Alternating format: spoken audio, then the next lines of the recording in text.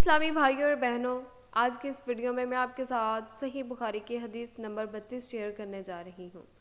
अस्सलामुअलैकुम वरहमतुल्लाहि वबरकातुहू। Welcome to Islamic seeds channel. उम्मीद है कि आप सब अल्लाह सुब्हाना व तआला के फजल व करम के साथ नहायत खैर व आफियत के साथ होंगे। प्यारे इस्लामी भाइयों और बहनों, सही बुखारी की हदीस नंबर 32 है। हज़रत अब्दुल्ला बिन मसूद रज़ी अल्लाह तआला अन्हु फरमाते हैं, जब ये आयत उतरी, जो लोग ईमान लाए और इन्होंने अपने ईमान को जुल्म के साथ आलूदा नहीं किया, वही लोग हैं जिनके लिए अमन है और वही हिदायत याफ्ता हैं। तो नबी पाक सल्लल्लाहु अलैहि वसल्लम के सहाबा इकराम रज़ियल्लाहु तआला अन्हुम ने कहा, ए अल्लाह के रसूल, हम में से कौन ऐसा है जिसने जुल्म नहीं किया?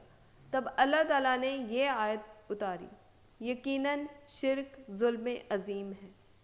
प्यारे इस्लामी भाइयों और बहनों, इस हदीस से दौरे हाजिर के मुनकरीन हदीस की भी तदरीद होती है, जो कुरान फहमी के लिए सिर्फ अरबी लुगत को काफ़ी समझते हैं और साहबे कुरान रसूलुल्लाह सल्लल्लाहु अलैहि वसल्लम के फरमुदात को अहमियत नहीं देते।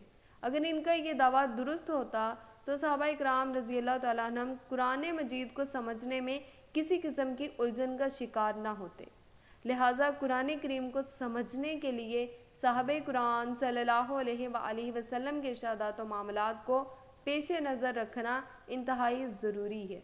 यही वो बयान है जिसकी हिफाजत का ज़िम्मा खुद अल्लाह सुब्हाना व तआला ने उठाया। इरशाद बारी ताला है, सुम्मा इन्ना इलैना बियानहु, फिर इस कुरान की वजाहत हमारे ज़िम्मे है।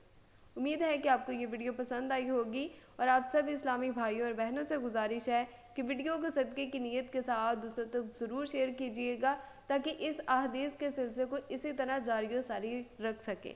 मिलते हैं नेक्स्ट वीडियो में, तब तक के लिए अल्लाह हाफ़िज़, फ़ी अमान अल्लाह।